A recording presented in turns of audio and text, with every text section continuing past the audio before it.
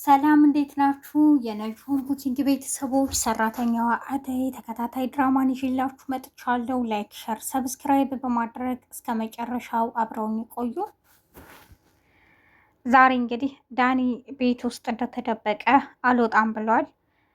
ሊወጣም ፈልጎ ደረጃ ጋር ሲወርዱ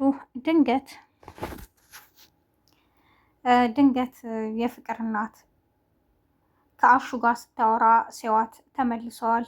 ሮማንም ለአሹ ይህንን ልጅ ቀስ ብለህ መውጣት አለብህ፣ እነዚህ ልጆች ቤት ውስጥ ሆነው ምን እያሰቡ እንደሆነ አላውቅም ትለዋለች።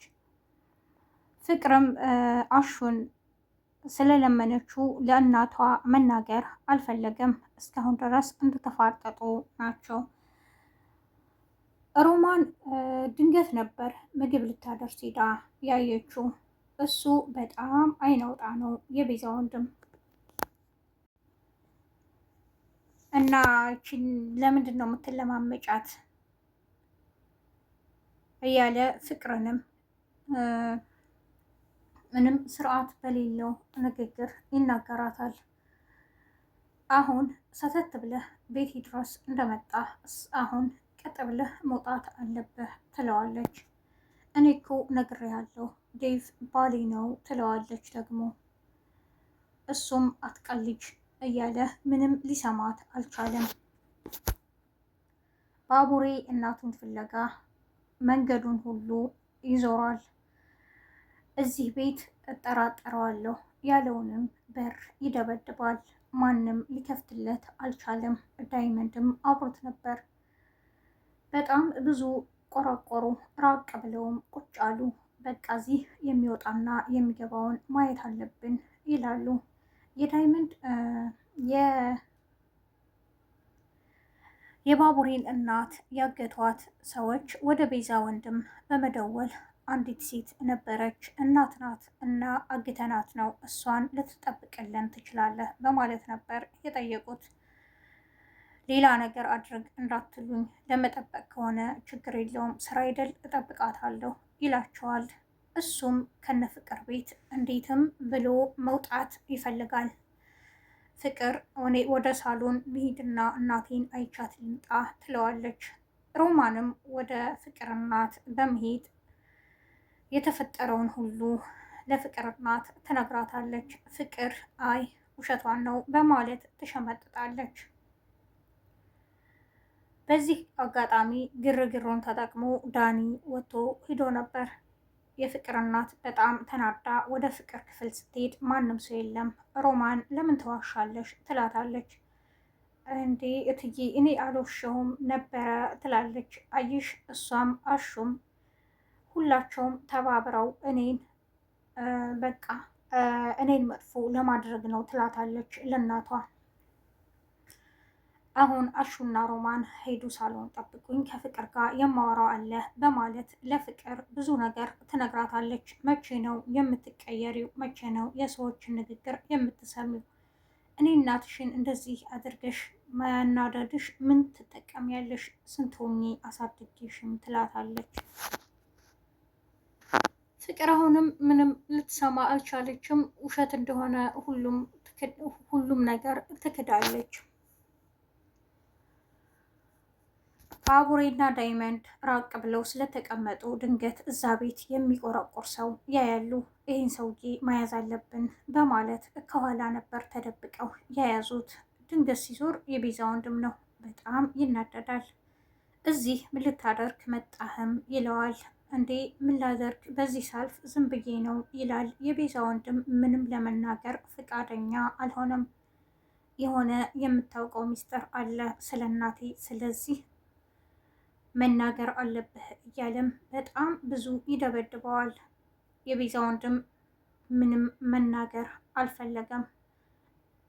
በቃ እዚሁ ትሆናታለህ፣ እስካልተናገርክ ድረስ ልለቅህ አልችልም እያለ በጣም ይደበድበዋል።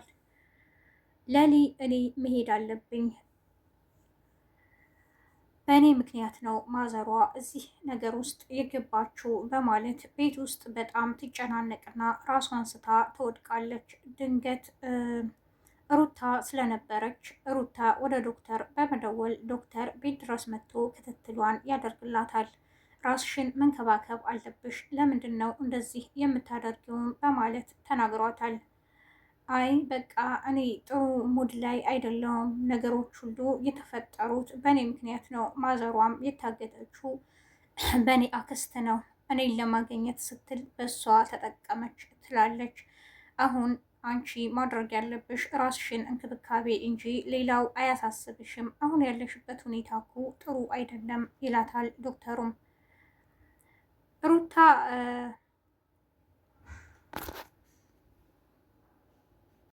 እኔ የምልሽ ግን ይሄ ልጅ ዶክተር ብቻ ነው እያለችም በጣም ግራ ገብቷታል። ሩታ ከዶክተሩ ፍቅር የያዛት ትመስላለች። ዴቭ ወደ እነለሊ ቤት እየሄደ ነበር። ድንገት ዶክተሩ ሲመጣ ያየዋል። በጣም ይናደዳል። በር ላይ ቁሞም ይጠብቀዋል። ሰላም ዴቭ እንዴት ነህም ይለዋል። እዚህ የምትመላለሰው ለምንድን ነው ይለዋል። አደይ በሰላም ገባችም በማለት ይጠይቀዋል። ጭራሽ መሄዷንም ነግረሃለች፣ ተሰነባብታችኋል ይላል ዴቭ በጣም ቀንቷል። አሁን እዚህ ለምን እንደመጣሁ አይመለከትም፣ ዞር በልልኝ በማለት ዶክተሩ ገፍትሮት ወደ እነለሊ ቤት ገብተዋል። ሩታ ቤት አጽድታ ድንገት ውሃ ልትደፋ ስትወጣ ነበር ዶክተሩ ወደ ለሊ ቤት ሲገባ ልብሱን በውሃ ያበሰበሰችው። በጣም ትደነግጣለች። ይቅርታም እኔ ሰው እንዳለ አላወቅኩም፣ ስከፍት ድንገት ነው የተደፋውም ትለዋለች። አደይ ወደ ክፍለ ሀገር ሄዳለች። ብርሃንን ተቀበያት በማለት እናቷ ልካታለች እና ብርሃንም ያው አደይን ማየት በጣም ስላሳፈራት የሆነ ቦታ ሄዳ ቁጭ ብላለች። እንዴ እህቴ የት ሄዳ ነውም ትላለች። ከእናቷ ጋር ትንሽ ከቆየች በኋላ የአደይ አጎት ወደ እነ አደይ ቤት ይመጣና አደይ እንዴት ነሽ? እንኳን ደህና መጣሽ፣ አባትሽ ይፈልጉሻል እና መሄድ አለብሽም ይላታል። እናትየዋ አይሆንም ካለች በኋላ አይ እማዬ ሂጄ አባዬን አናግሬ መምጣት አለብኝ ትላታለች። እሺ ችግር የለውም እንዳትቆይ በማለት ትሄዳለች። ዶክተሩ ለቤዛ የሆነ የራሱን ጥያቄ በሌላ ሰው አስመስሎ ይጠይቃታል። እሷም ብዙ ትነግረዋለች። እኔ የምላችሁ ግን ለምንድን ነው ወንዶች ባለትዳር ሴት ላይ የምትንጠለጠሉት እኛ ላጤዎቹ እያለንም ትለዋለች። አሁን የተጠየቅሽውን ብቻ መልሺ ይላታል።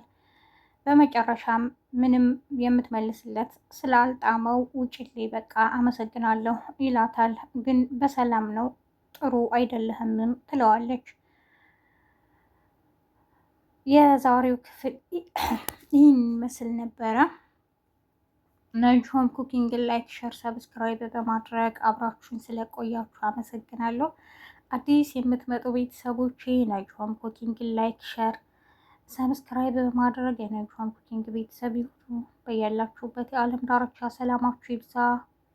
መልካም ቀን ባይ